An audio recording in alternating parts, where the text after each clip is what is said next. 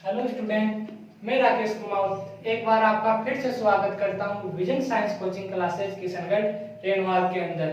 तो देखिए फ्रेंड्स, जो हमारा चैप्टर चल रहा था ह्यूमन सिस्टम, मानव तंत्र, ये हमारे जो तंत्र होते हैं ये आपस में मिलकर हमारे शरीर का निर्माण करते हैं तथा हमारे शरीर में होने वाली क्रियाओं को नियमित रूप से संचालित करते हैं। तो जिस प्रकार से हमारे जो तंत्र होते हैं उनमें हमने नंबर 1 पे पढ़ा था आपके पाचन तंत्र, ठीक है, डाइजेनिक सिस्टम, जिसको हमने लास्ट की 4 क्लासों के अंदर कंप्लीट किया है।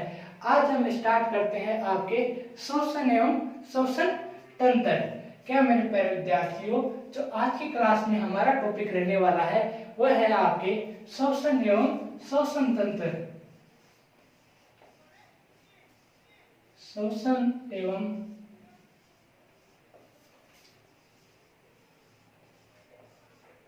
श्वसन तंत्र।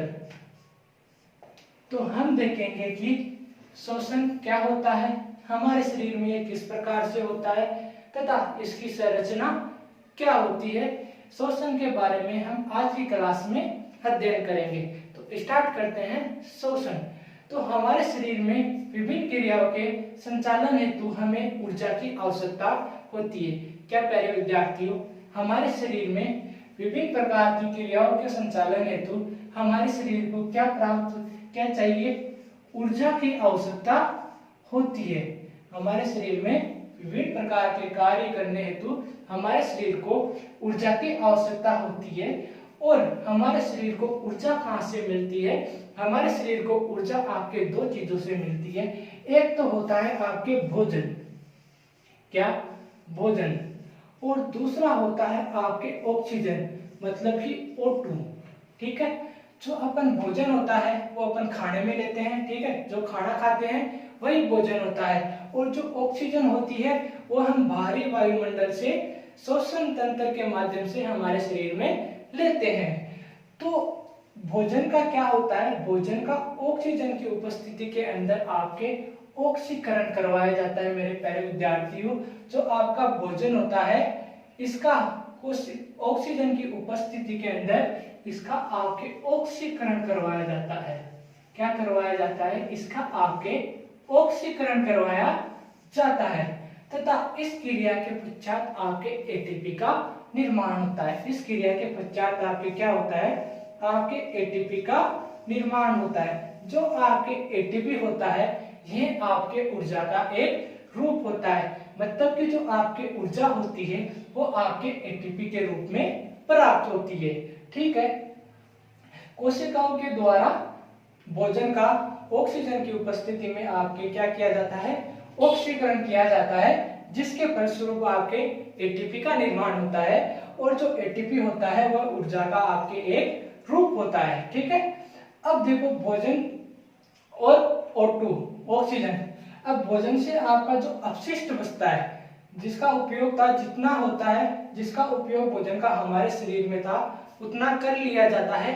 और उसके बाद में जो अपशिष्ट बचता है उसको आपके मल द्वार के द्वारा बाहर निकाल दिया जाता है। और इसी प्रकार जो आपके O2 से अपशिष्ट बनता है वह आपके बनता है CO2, कार्बन डाइऑक्साइड, जिसे श्वसन क्रिया के माध्यम से हमारे शरीर से बाहर निकाल दिया जाता है। यह आपके जो होती है श्वसन की क्रिया होती है, ठीक है। इस प्रकार से आपके जो हमारे शरीर में ऊर्जा का निर्माण होता है। अब देखो, श्वसन क्या होता है? श्वसन क्या होता है? कोशिकाओं को अपनी विभिन्न क्रियाओं के लिए ऊर्जा की आवश्यकता होती है, ठीक है। किसकी आवश्यकता होती है? आपके ऊर्जा की आवश्यकता होती है। और ऊर्जा प्राप्त करने हेतु कोशिकाएं पोषक तत्वों का ऑक्सीजन की उपस्थिति में ऑक्सीकरण करती है, जिसके फलस्वरूप आपके एटीपी का निर्माण होता है तथा हानिकारक गैस CO2 भी उत्पन्न होती है। तथा जो ये गैसों का आदान प्रदान होता है यह आपके रक्त के द्वारा किया जाता है। मेरे प्यारे विद्यार्थियों, जो आपके ये गैसों का आदान प्रदान होता है ये आपके रक्त के माध्यम से होता है, ठीक है। जो आपके आदान प्रदान होता है ये आपके रक्त के माध्यम से होता है। तथा आपके रक्त के अंदर आपके O2 गैस घुलती है। क्या होता है, आपके रक्त के अंदर आपके O2 गैस घुली हुई होती है, मतलब कि रक्त O2 को अपने अंदर घोल लेता है तथा हमारे शरीर के विभिन्न अंगों तथा ऊतकों तक उसे पहुंचाता है। O2 को क्या करता है, विभिन्न अंगों तथा एंड आपके ऊतकों तक पहुंचाता है। जो आपका रक्त होता है वह ऑक्सीजन को विभिन्न अंगों में ऊतकों तक पहुंचाता है।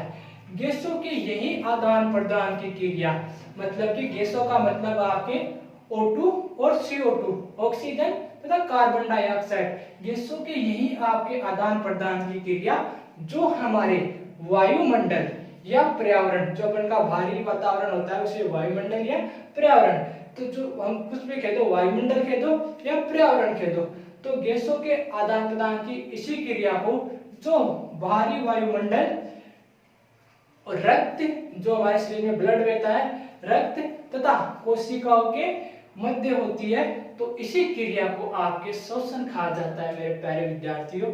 जो आपके वायुमंडलीय, रक्त तथा कोशिकाओं के मध्य होती है, तो इसी क्रिया को आपके श्वसन कहा जाता है। अब देखते हैं इसे डेफिनेशन के रूप में।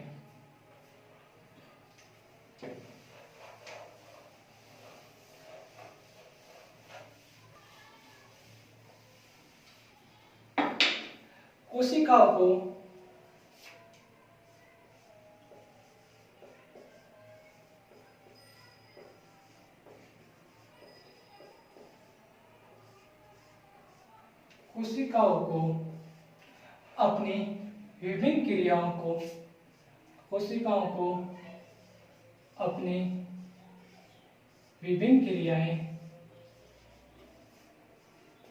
विभिन्न क्रियाओं को संचालित करने के लिए, संचालित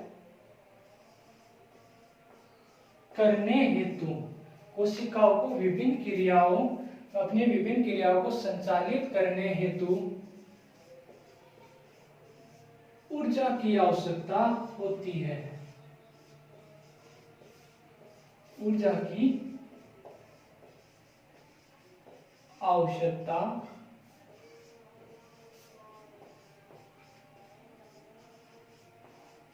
होती है और ऊर्जा प्राप्त करने के लिए कोशिका ऊर्जा प्राप्त करने के लिए, ऊर्जा प्राप्त करने के लिए कोशिका पोषक तत्व,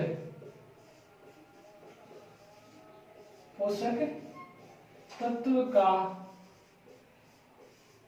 O2 के द्वारा ऑक्सीकरण, O2 के द्वारा ऑक्सीकरण किया जाता है। ठीक है, O2 के द्वारा ऑक्सीकरण किया जाता है। इस क्रिया के फलस्वरूप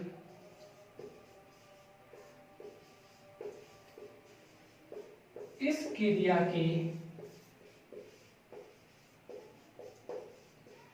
फलस्वरूप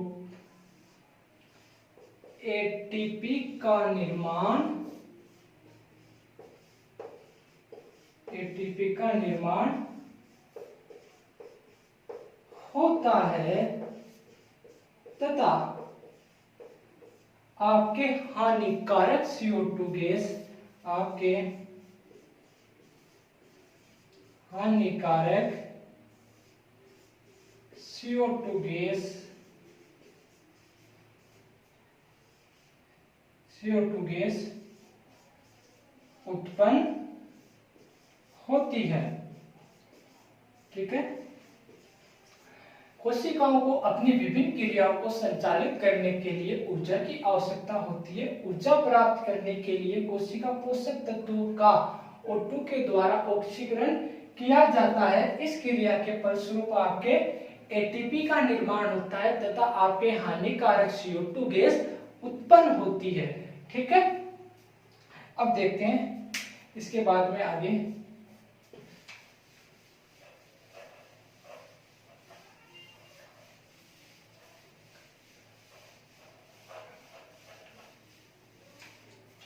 आपके फिर मैंने बताया था आपके जो गैसों का आदान प्रदान होता है, ठीक है, गैसों का आदान प्रदान, आपके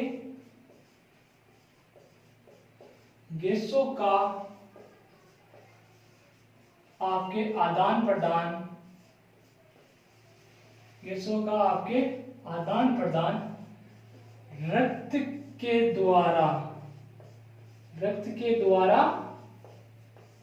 किया जाता है। जो आपके गैसों का आदान प्रदान होता है मेरे प्यारे विद्यार्थियों, वो आपके रक्त के द्वारा किया जाता है। ठीक है, किसके द्वारा किया जाता है? रक्त के द्वारा किया जाता है तथा रक्त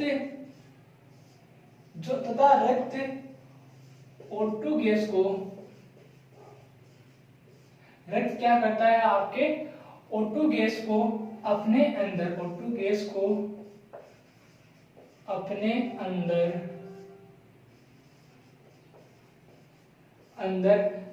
अंदर क्या करता है? घोलकर रक्त O2 गैस को अपने अंदर घोलकर विभिन्न शरीर के विभिन्न अंगों व ऊतकों तक पहुंचाता है, विभिन्न अंगों तथा ऊतकों तक पहुंचाता है, ऊतकों तक पहुंचाता है। मेरे प्यारे विद्यार्थियों, जो आपके रक्त होता है ये आपके गैसों को अपने अंदर घोलकर विभिन्न अंगों तथा ऊतकों तक पहुंचाता है। ठीक है, अब इसके बाद में देखते हैं आपके श्वसन की परिभाषा, जो आपके श्वसन होता है। ठीक है, अब देखो गैसों के इसी आदान प्रदान की क्रिया को, गैसों में आपके आ गया CO2 एंड O2। ठीक है, गैसों के इसी आदान प्रदान की क्रिया, वो इसी आदान प्रदान की क्रिया को जो, ठीक है, जो पर्यावरण, ठीक है, पर्यावरण, रक्त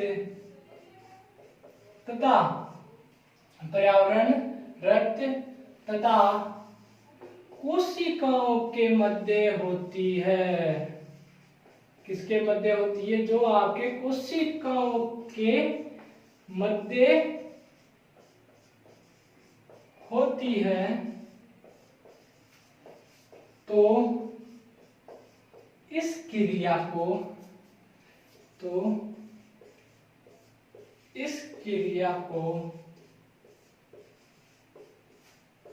श्वसन कहा जाता है।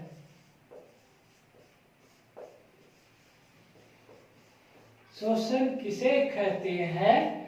गैसों के इसी आदान प्रदान की क्रिया को जो आपके पर्यावरण, रक्त, कोशिकाओं के मध्य होती है, तो इसी क्रिया को आपके श्वसन कहा जाता है। मेरे प्यारे विद्यार्थियों, आपके इसी क्रिया को श्वसन कहा जाता है। ठीक है, अब जो आपके श्वसन होता है यह आपके नासिका, नाक के द्वारा, नासिका, गले तथा श्वसन नलिकाओं के माध्यम से फेफड़ों में उपस्थित आपके कोशिका या कुपिकाओं में पहुंचाया जाता है। कहां पे? जो आपके जो श्वसन क्रिया के दौरान श्वसन क्रिया के दौरान आपकी जो वायु होती है, शुद्ध वायु, उसको आपके नाक, गले तथा श्वसन नलिकाओं के माध्यम से आपके फेफड़ों में उपस्थित कोशिका या कुपिकाओं में लाया जाता है और फिर कहां पे लाया जाता है? आपके कोशिका या कुपिकाओं में, कोशिका या कुपिकाओं में लाया जाता है। और जो आपके कुपिकाओं की झिल्ली होती है मेरे प्यारे विद्यार्थियों, जो आपकी कुपिकाओं की झिल्ली होती है, यह आपके अत्यंत महीन होती है। ये कैसी होती है? आपके अत्यंत महीन होती है, मतलब कि बहुत ही पतली झिल्ली होती है।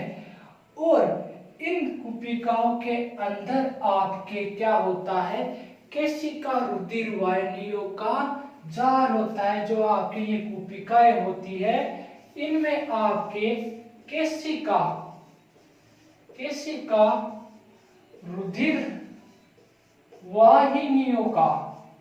केशिका रुधिर वाहिनियों का आपकी क्या पाया जाता है?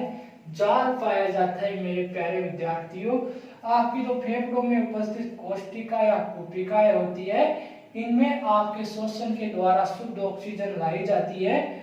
और जो आपके कुपिकाएं होती है, इनकी झिल्ली आपके अत्यंत महीन होती है और इनके अंदर आपके केशिका रुधिर वाहिनिकाएं स्थित होती है, जो आपके क्या करती है? आपके श्वसन द्वारा लाई गई ऑक्सीजन युक्त वायु को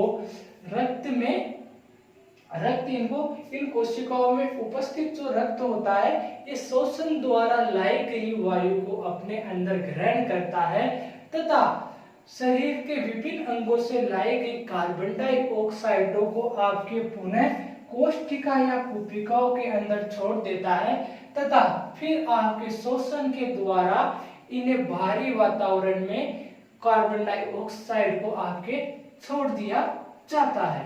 अब देखो आगे,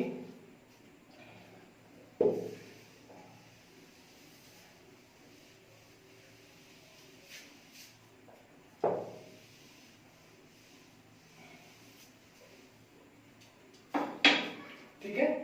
शरीर श्वसन प्रक्रिया के दौरान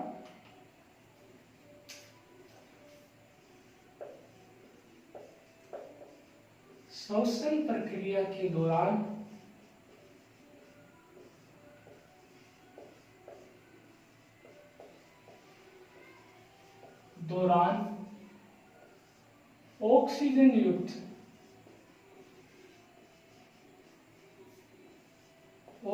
युक्त शुद्ध वायु को आपके नाक, गले तथा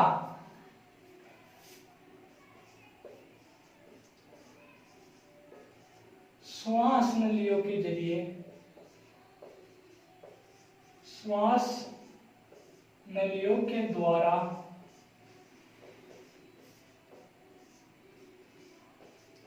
फेफड़ों में स्थित कोशिका या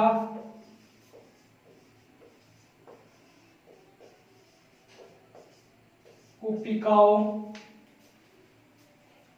आपके फेफड़ों में स्थित कोशिका या कुपिकाओं में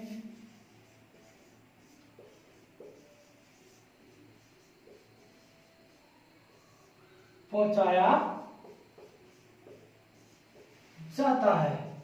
कहां पे पहुंचाया जाता है? आपके फेफड़ों में स्थित आपके कुपिकाओं या कोशिकाओं में पहुंचाया जाता है। और जो कुपिकाओं की झिल्ली होती है, आपके कुपिकाओं की झिल्ली आपके अत्यंत महीन होती है। कैसी होती है? आपके अत्यंत महीन होती है, आपके अत्यंत महीन होती है, जिनमें केशिका रुधिर वाहिकाओं का जाल होता है, जिनमें केशिका रुधिर वाहिकाओं का जाल होता है। मेरे प्यारे विद्यार्थियों, केशिका रुधिर वाहिकाओं का आपके जाल होता है, और यहाँ आपके यहाँ वाहिकाओं में मौजूद यहाँ वाहिकाओं में मौजूद रक्त वाहिकाएं शोषण द्वारा शुद्ध रक्त को, यहाँ आपके वाहिकाओं में मौजूद रक्त वाहिकाएं आपके शोषण द्वारा लाई गई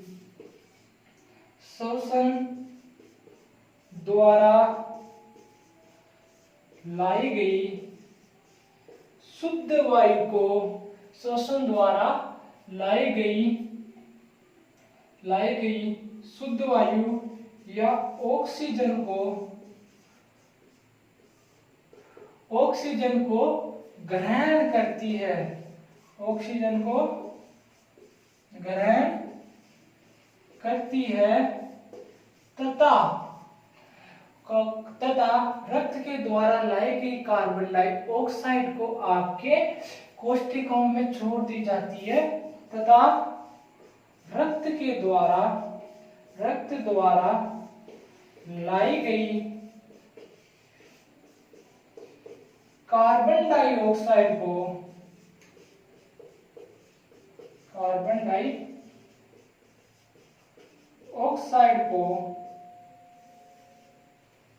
कोशिकाओं में छोड़ दी जाती है, को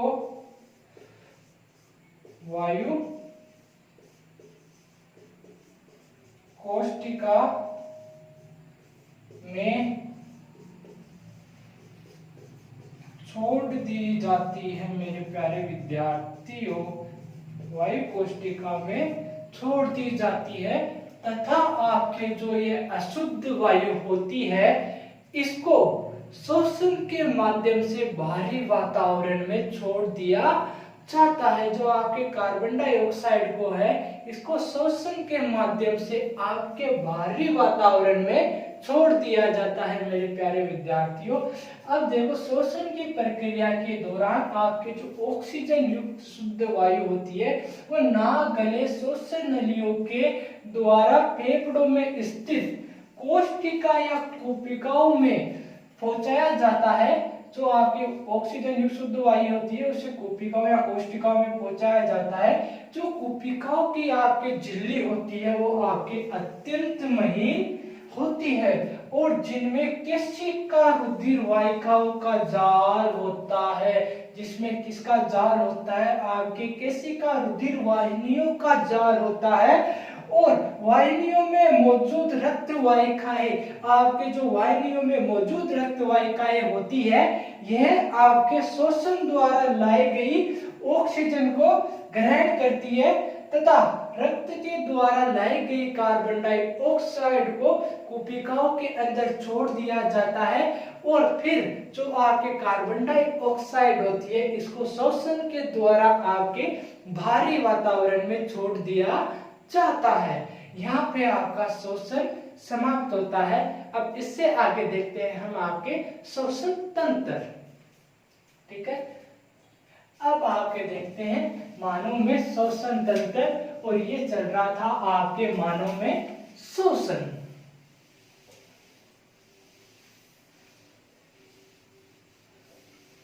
अब जो आपके मानव में आपके श्वसन तंत्र होता है, ठीक है,